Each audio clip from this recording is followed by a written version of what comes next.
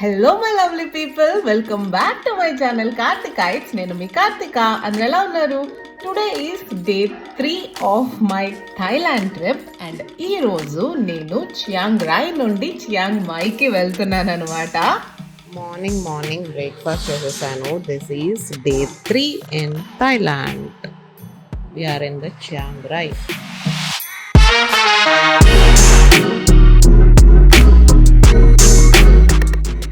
Chiang మైకి వెళ్ళే దారిలో ఇక్కడ ఇంకొక టెంపుల్ ఉంటే ఇక్కడ క్యాబ్ డ్రైవర్ చెప్పారనమాట. సో ఆన్ ది వేనే కాబట్టి ఇక్కడికి వచ్చాము. ముందైతే ఈ టెంపుల్ గురించి కొంచెం కూడా ఐడియా లేదు, బట్ ఇక్కడికి వచ్చాక మాత్రం సూపర్ అంటే సూపర్ ఉంది. అసలు ఈ పెద్ద పెద్ద స్ట్రక్చర్స్ ఏంటి, ఎంత పెద్దగా ఉన్నాయో కదా. ఎంట్రీ దగ్గర ఈ బిగ్ డ్రాగన్స్, అసలు ఈ టెంపుల్ అంతా చాలా కలర్ఫుల్గా ఉంది చూడటానికి, ఆల్సో ఫొటోస్ దిగడానికి చాలా బాగుంది. అసలు చూస్తున్నారు కదా, ఈ గంటకి ఒక ప్రత్యేకత ఉంది. ఈ గంటని కొట్టి లోపల నుండి ఈ గంట యొక్క వైబ్రేషన్స్ ని ఫీల్ అవుతారంట.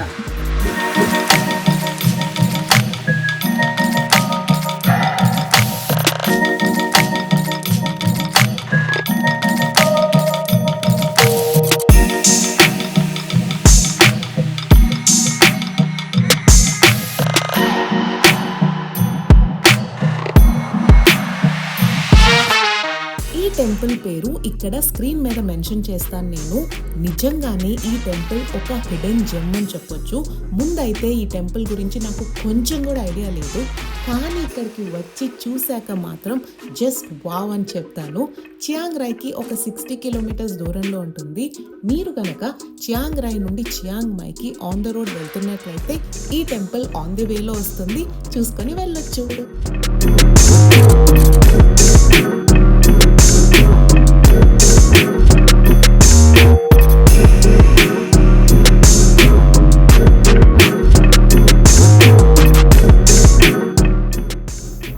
లోపల ఎలా ఉందో చూడండి. వావ్, బ్యూటిఫుల్ కదా. సూపర్ ఉంది. అసలు టెంపుల్లో గార్డెన్స్ ఏంటి, నేనైతే చూసి షాక్ అయ్యాను. టెంపుల్ చుట్టూతా గార్డెన్స్, చిన్న water falls, open courtyards ఉన్నాయి. ఫోటోలు తీసుకోవడానికి, కాస్త మనసు ప్రశాంతంగా ఉండడానికి చాలా పర్ఫెక్ట్ ప్లేస్.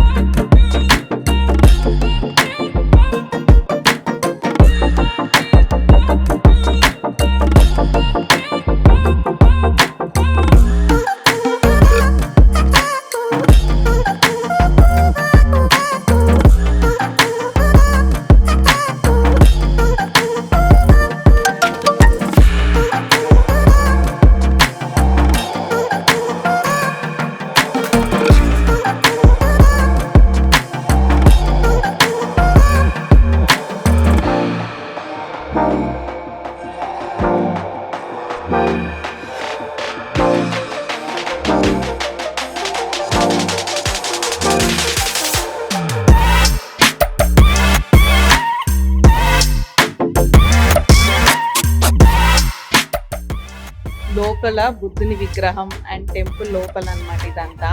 అసలు చాలా బాగుంది ఈ ఆర్కిటెక్చర్ అంతా, నాకైతే చాలా బాగా నచ్చింది. దట్టు మొత్తం గోల్డ్ ప్లేటింగ్ ఉంది అండ్ గోల్డ్ తోటి పెయింటింగ్స్ ఉన్నాయి. చాలా బాగుంది.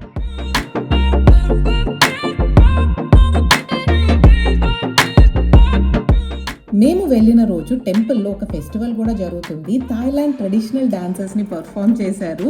చాలా మంచిగా అనిపించింది నాకు. చాలా బాగుంది టెంపుల్ అయితే మాత్రం.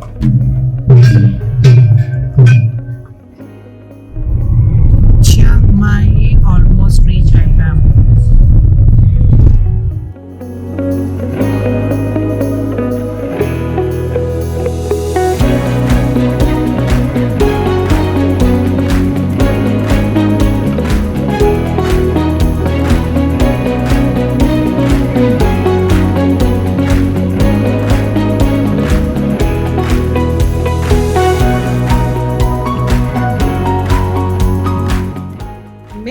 చియాంగ్ రాయ్ నుండి చియాంగ్ మైకి వచ్చాము ఈరోజు. ఎందుకు అంటే ఎయిర్పోర్ట్ ఇక్కడ నుంచి బుక్ చేసుకున్నాం అనమాట ఫ్లైట్. చియాంగ్ మై ఎయిర్పోర్ట్కి రావాలి ఎలాగో, సో అందుకని మార్నింగే బయలుదేరి చియాంగ్ మైలో టెంపుల్స్ చూసుకుందామని చెప్పేసి ఇక్కడికి వచ్చాము. అండ్ ఇప్పుడు ఏంటంటే ఏన్షియంట్ టెంపుల్స్ చూడడానికి వచ్చాము ఇన్ చియాంగ్ మై. మీరు ఇక్కడ చూస్తున్న టెంపుల్ పేరు వట్ ప్రా సింగ్. ఈ టెంపుల్ కూడా ఆల్మోస్ట్ 14th సెంచరీ ఆ టైంలో కట్టిన టెంపులే. చూస్తున్నారు కదా.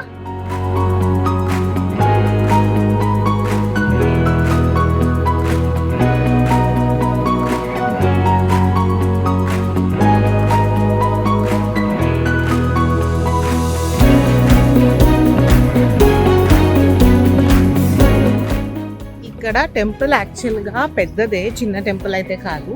ముందేమో ఒక చిన్న బుద్ధుడి టెంపుల్ ఉంది, తర్వాత లోపల ఇంకా చాలా పెద్దగా ఉంది.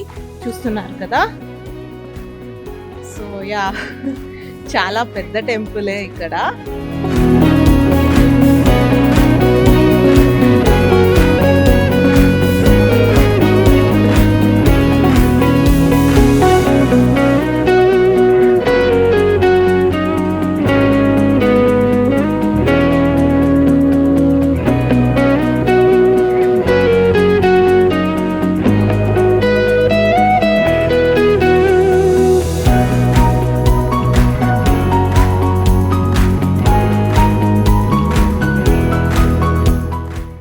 పక్కల 4 విగ్రహాలు ఉన్నాయి.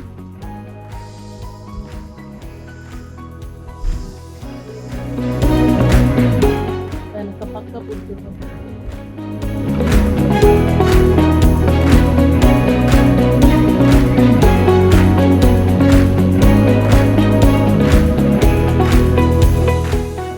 లోపలికి వస్తే ఈ టెంపుల్ అన్నమాట. సేమ్ అదే వట్ ప్రా సింగ్ టెంపుల్ లోని. సో ఇది చాలా ఏన్షియంట్ టెంపుల్. చూస్తున్నారు కదా, 14th సెంచరీ టైంలో. ముందు ఒక బుద్ధుడు, వెనకాల ఒక బుద్ధుడు విగ్రహాలు ఉన్నాయి. అటుపక్క ఇటుపక్క ఇంకో విగ్రహాలు ఉన్నాయి అనమాట. సో మొత్తం 4 పక్కల 4 విగ్రహాలు ఉన్నాయి గర్భగుడిలో. మీరు చూసారు కదా.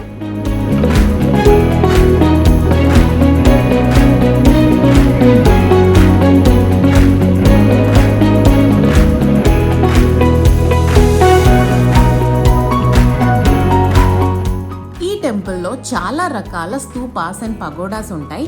ఈ టెంపుల్ 19th సెంచరీలో రెనోవేషన్స్ జరిగాయి అండ్ ఈ ఆర్కిటెక్చర్ వచ్చేసి లర్నా స్టైల్ ఆర్కిటెక్చర్ అంటారు.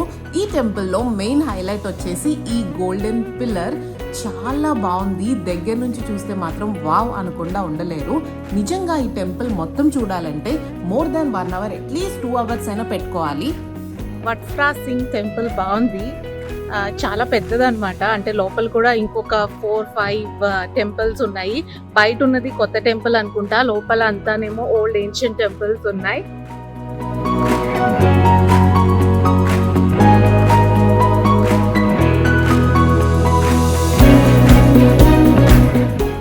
ఇప్పుడు ఇంకొక ఏన్షియంట్ టెంపుల్ దగ్గరికి వచ్చామన్నమాట. వట్ చేడి లాంగ్ పేరు. సరిగ్గా స్పెల్ చేశారో లేదో తెలీదు. అండ్ ఇక్కడికి రావాలి అంటే ఎంట్రీ టికెట్ ఉంటుంది బయట, 50 bahts per person. అండ్ ఇప్పుడు మీరు చూస్తున్న టెంపుల్ కూడా ancient temple, almost 14th century టైంలోనే. కొంచెం ఇప్పుడైతే రినోవేషన్ లాగా జరుగుతుంది ముందు పక్క.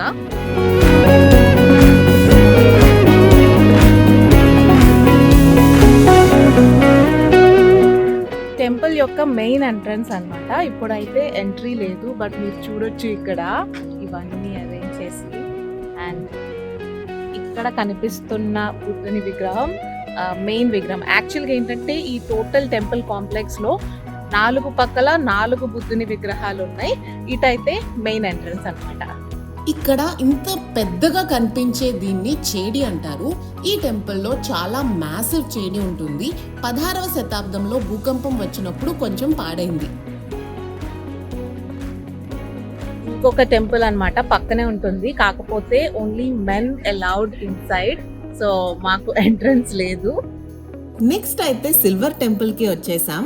ఈ టెంపుల్లో నాకు బాగా నచ్చింది అయితే ఈ వెండి వినాయకుడి విగ్రహం.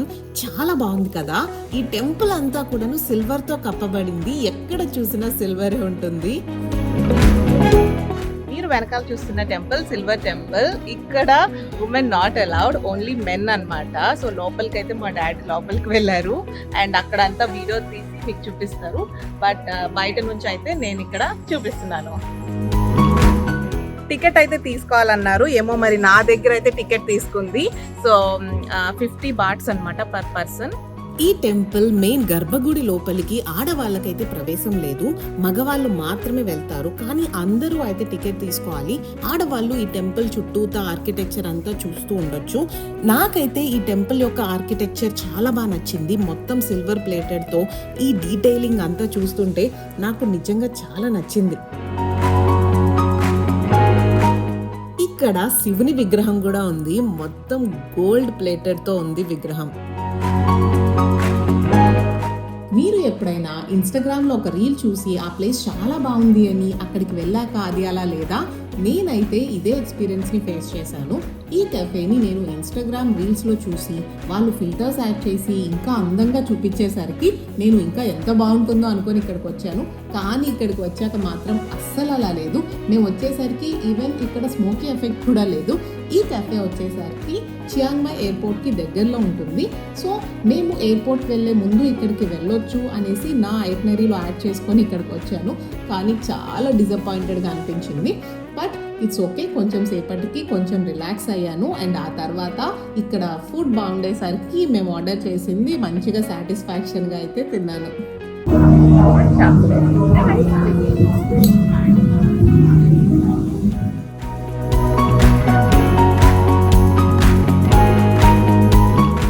చియాంగ్ మాయ్ ఎయిర్పోర్ట్కి అయితే రీచ్ అయిపోయాము. చియాంగ్ మాయ్ నుండి ఫుకెట్కి ఫ్లైట్ అన్నమాట. సో ఫుకెట్లో ఏంటంటే 3 days స్టే చేయబోతున్నాను. అండ్ ఇక్కడికి రీచ్ అయ్యేసరికి ఆల్మోస్ట్ మిడ్ నైట్ అయితే అయిపోయింది.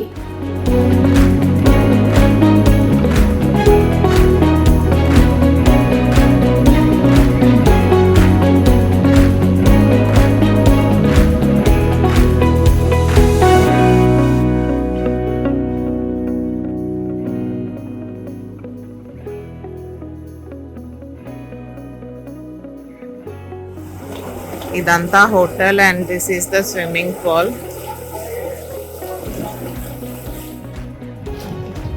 This is the fisherman's harbour resort. 3 nights కూడాను మేము ఇదే రిసార్ట్ బుక్ చేసుకున్నాము. And this is our room tour.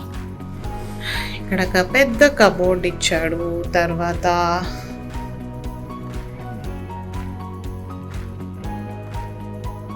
2 beds and ఇక్కడ ఒక మినీ ఫ్రిడ్జ్ లాగా ఇచ్చాడు అండ్ టీవీ. తర్వాత this is the balcony with the view.